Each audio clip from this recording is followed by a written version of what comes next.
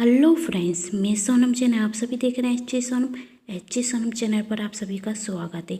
दोस्तों, आज की कहानी है प्यार और विश्वास। दिल छू लेने वाली ये कहानी आखिरी तक जरूर देखिएगा और चैनल को नहीं किया अभी तक सब्सक्राइब तो कर दीजिएगा। वीडियो को लाइक एंड शेयर करना बिल्कुल नहीं भूलिएगा। चलिए कहानी शुरू करते हैं। सुरेश आज राधिका को देखने के लिए गया। सादा सिंपल राधिका बिना मेकअप के बहुत सुंदर लग रही थी। सुरेश को तो उससे पहली नजर वाला प्यार हो गया।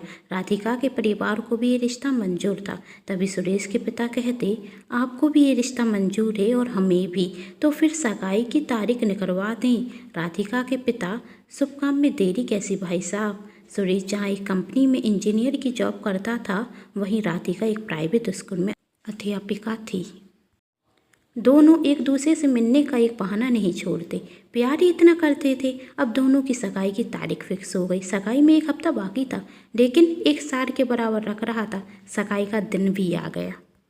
दोनों ने एक दूसरे को अंगूठी पहनाई। सगाई हो गई। साथ ही 6 महीने बाद की निकली। सुरेश पंडित जी को रिश्वत दे देते तो जल्दी मुहूर्त निकलवा देते। राधिका, इतनी भी जल्दी क्या है? सुरेश, तो तुम नहीं चाहती? राधिका, एक बार शादी हो गई तो चुपके से मिलने का मजा भी नहीं आएगा।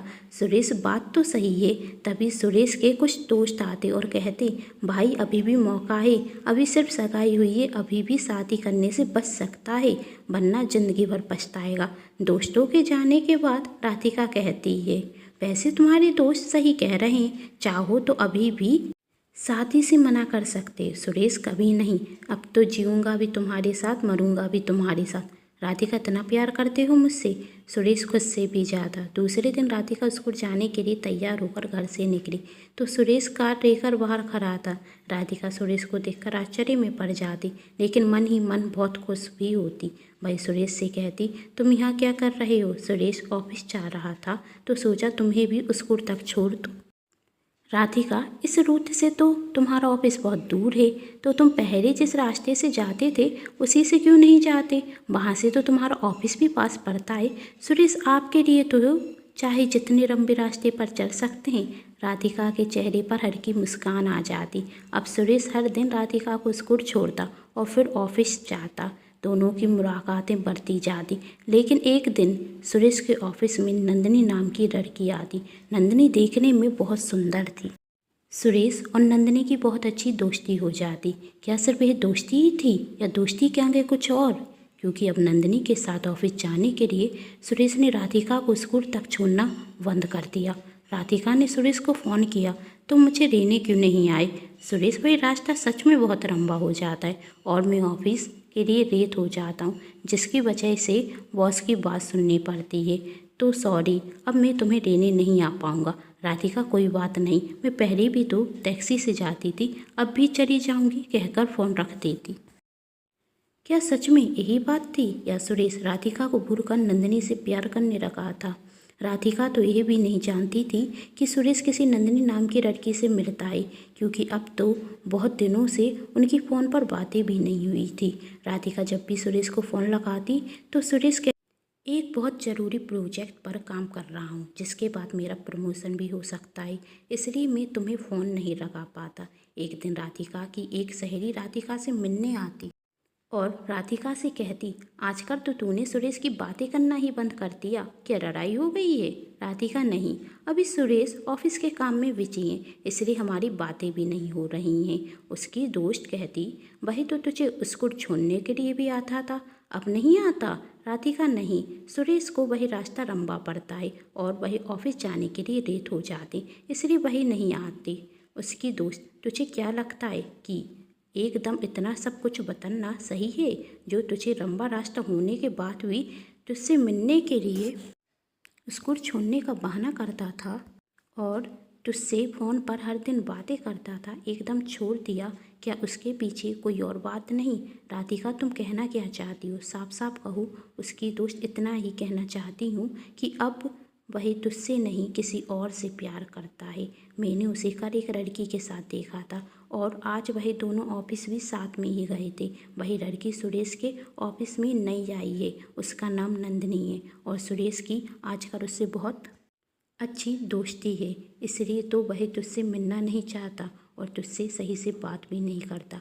राधिका, मुझे विश्वास नहीं है, शायद तुझे कोई गलतफहमी हुई है। उसकी दोस्त मैं तेरी बचपन की दोस्त हूँ, इसलिए तुझसे झूठ तो बोलूँगी नहीं। झूठ बोलने से मुझे कुछ हासिल नहीं होगा, और यदि तुझे यह मेरी गलतफहमी रखती है तो इसे दूर भी कर देते हैं। राधिका, हाँ, मैं अभी सुरेश से फ़ोन पर बात करके सब कुछ सच सच पूछती हूँ। उसकी दोस्त, बेवकूफ़ मत बन, जैसे तुम उससे पूछोगी और वह तुझे सब कुछ सच सच बता भी देगा। अभी तक तो उसने तुझे नंदिनी के बारे में बताया भी नहीं। राधिका, फिर सच्चाई का पता कैसे चलेगा? उसकी दोस्त, तुम कल सुरेश को फ़ोन करना और उससे कहना कि मुझे कोई टैक्सी नहीं मिल रही है, इसलिए तुम आज सिर्फ मुझे स्कूल तक छोड़ दो। यदि वह तुझे लेने आया तो मेरा शक झूठा है, यदि नहीं आया तो तेरा विश्वास झूठा है। वो कैसे? राधिका ने पूछा। उसकी दोस्त, यदि वह तुझे स्कूल के लिए लेने आया तो वह नंदिनी को लेने नहीं जाएगा।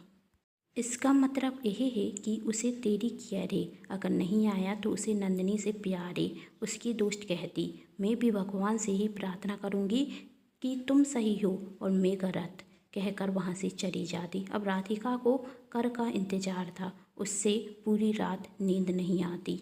वह बार बार खुद से कहती, क्यों किसी की सुन रही है? तुझे तो सुरेश पर पूरा विश्वास है, फिर उससे साफ साफ बात क्यों नहीं कर लेती?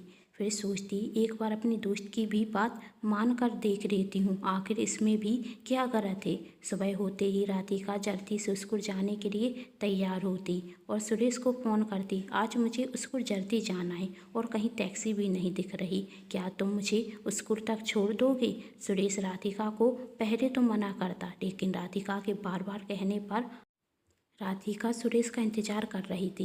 1 घंटा बीत चुका था, लेकिन सुरेश नहीं आया। राधिका फिर भी इंतजार कर रही थी। अब तो 4 घंटे भी हो गए, लेकिन सुरेश नहीं आया।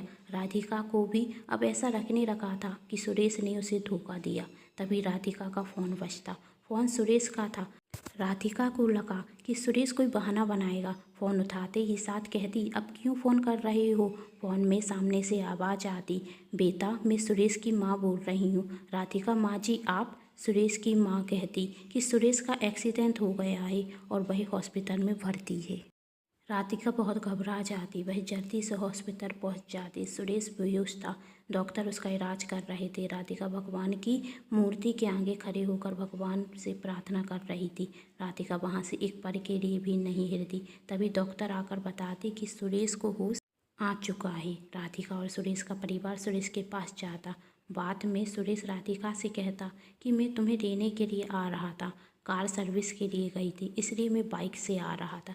मुझे भी ऑफिस के लिए देर हो रही थी, इसलिए मैं बाइक फुल स्पीड चला रहा था। तभी मेरा बैलेंस बिगड़ता और मैं पेड़ से जाकर टकरा जाता।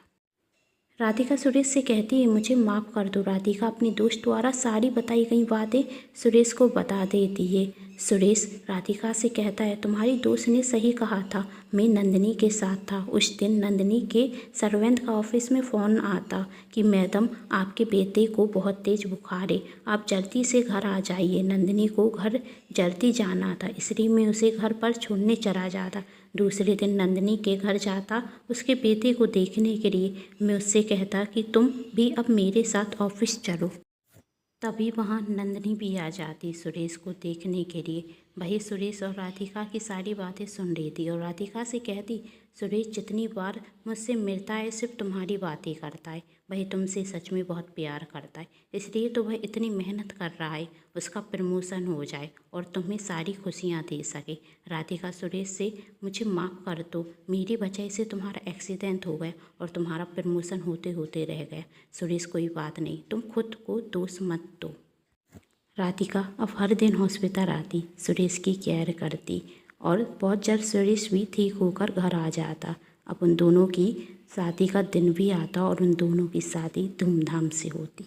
यदि आप सभी को ये कहानी पसंद आई हो तो चैनल को सब्सक्राइब, वीडियो को लाइक एंड शेयर ज़रूर कीजिएगा। Thanks for watching.